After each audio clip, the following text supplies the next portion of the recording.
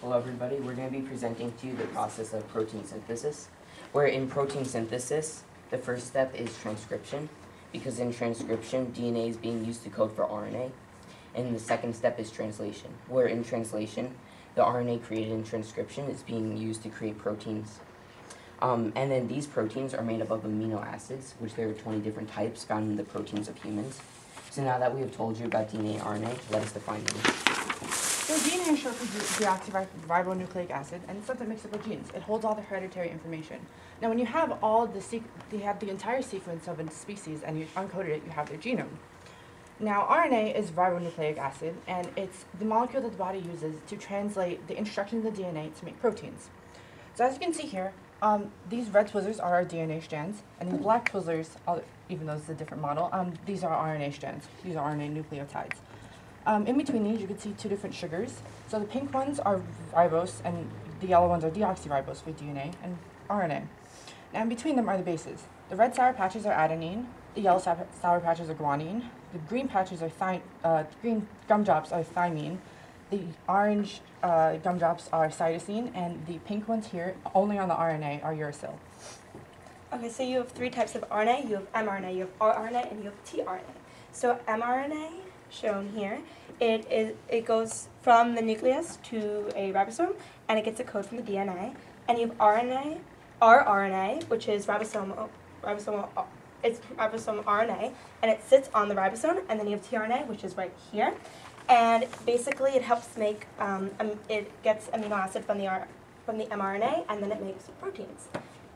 Okay, so the first part of protein synthesis is transcription. So what's going to happen is this here is this is a cookie, but it's actually RNA polymerase. So what happens is RNA polymerase is going to bind to a promoter.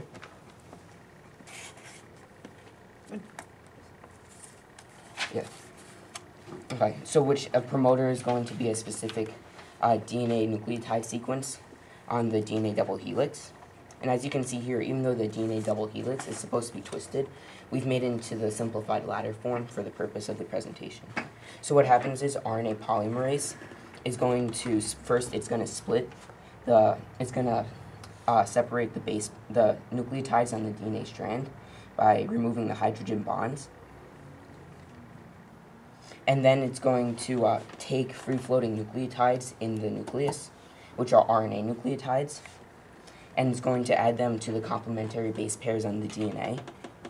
So, yeah, and it's going to replace thymine here with uracil.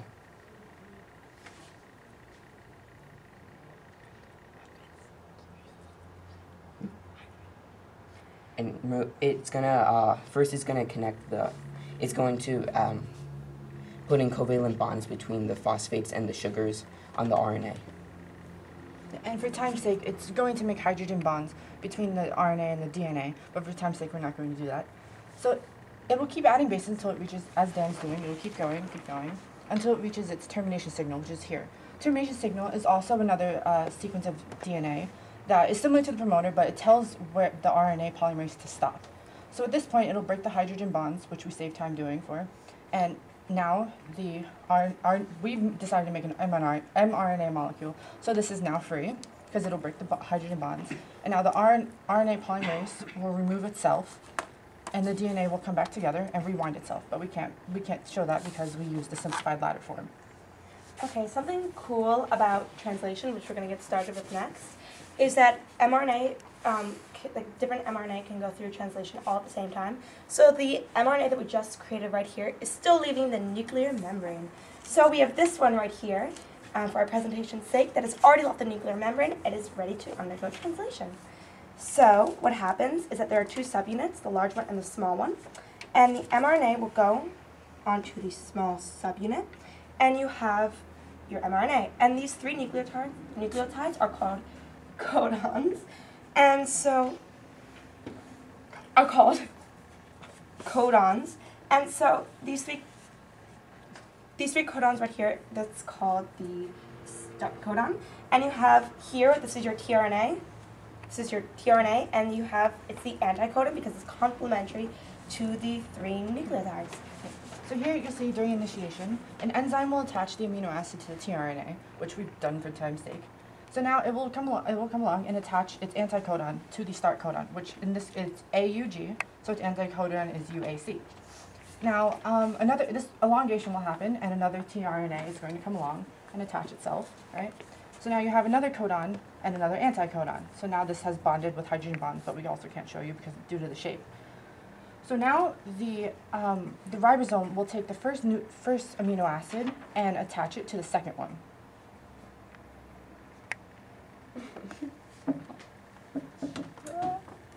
Technical Okay.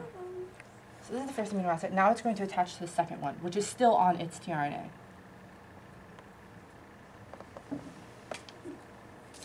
Now this tRNA, without an amino acid, it's done its job. Now it can leave. So this process happens again. Another tRNA comes. And the mRNA is going to slide It's going to slide over. one One codon. codon later. down the ribosome. Just remove this up. Now another tRNA will come and do the same process as last time. And now this tRNA is free and can leave.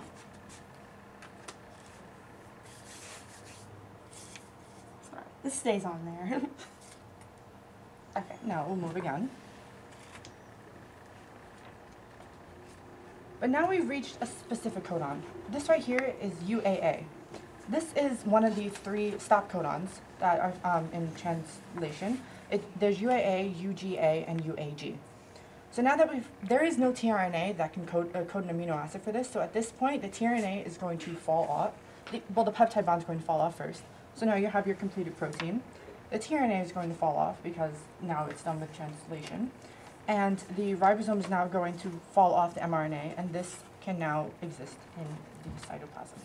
And all of these can be reused again in translation. And with these peptide bonds, We have proteins. protein.